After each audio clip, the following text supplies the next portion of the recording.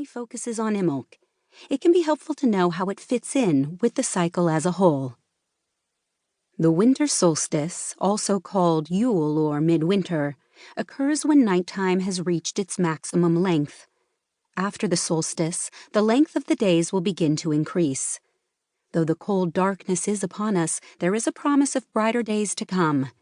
In Wiccan lore, this is the time when the young solar god is born. In some neo-pagan traditions, this is when the Holly King is destined to lose the battle to his lighter aspect, the Oak King. Candles are lit, feasts are enjoyed, and evergreen foliage is brought in the house as a reminder that, despite the harshness of winter, light and life have endured. At Imbolc, the ground is just starting to thaw, signaling that it's time to start preparing the fields for the approaching sowing season. We begin to awaken from our months of introspection and start to sort out what we have learned over that time, while also taking the first steps to make plans for our future. Some Wiccans also bless candles at Imbolc, another symbolic way of coaxing along the now perceptibly stronger light. On the spring equinox, also known as Ostara, night and day are again in equal length, and following this the days will grow longer than the nights. The spring equinox is a time of renewal, a time to plant seeds as the earth once again comes to life. We decorate eggs as a symbol of hope, life and fertility, and we perform rituals to energize ourselves so that we can find the power and passion to live and grow. In agricultural societies, Beltane marked the start of the summer season. Livestock were led out to graze in abundant pastures, and trees burst into beautiful and fragrant blossom. Rituals were performed to protect crops, livestock, and people.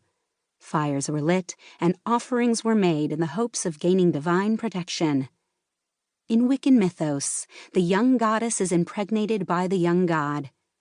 We all have something we want to harvest by the end of the year, plans we are determined to realize, and Beltane is a great time to enthusiastically get that process in full swing.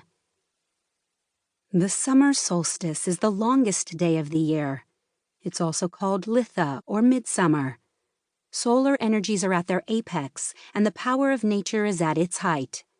In Wiccan lore, it's the time when the solar god's power is at its greatest, and so, paradoxically, his power must now start to decrease, as he's impregnated the maiden goddess, who then transforms into the Earth Mother. In some neo-pagan traditions, this is when the Holly King once again battles his lighter aspect, this time vanquishing the Oak King. It's generally a time of great merriment and celebration.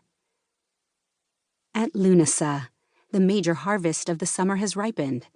Celebrations are held, games are played, gratitude is expressed, and feasts are enjoyed. Also known as Lammas, this is the time when we celebrate the first harvest, whether that means the first of our garden crops or the first of our plans that have come to fruition. To celebrate the grain harvest, bread is often baked on this day. The autumn equinox, also called Mabon, marks another important seasonal change and a second harvest. The sun shines equally on both hemispheres, and the lengths of night and day are equal. After this point, the nights will again be longer than the days.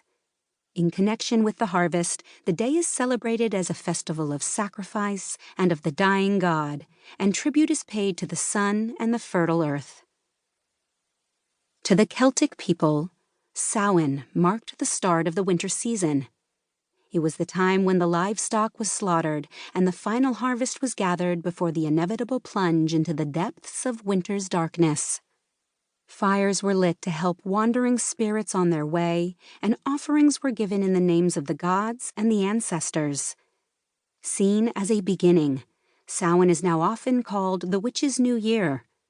We honor our ancestors, wind down our activities, and get ready for the months of introspection ahead. And the cycle continues. The modern pagan's relationship to the wheel. Modern pagans take inspiration from many pre-Christian spiritual